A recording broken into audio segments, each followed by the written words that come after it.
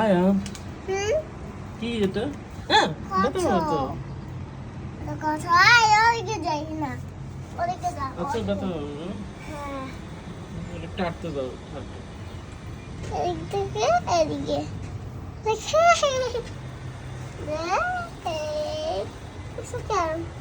ওহ কি এটা তুমি কিনছো?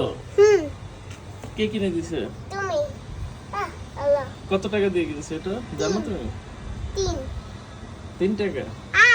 আমার হাতে ব্যথা করে এটা ধরলে হ্যাঁ এটা তো ওই যে বুঝতে পারছি আমি।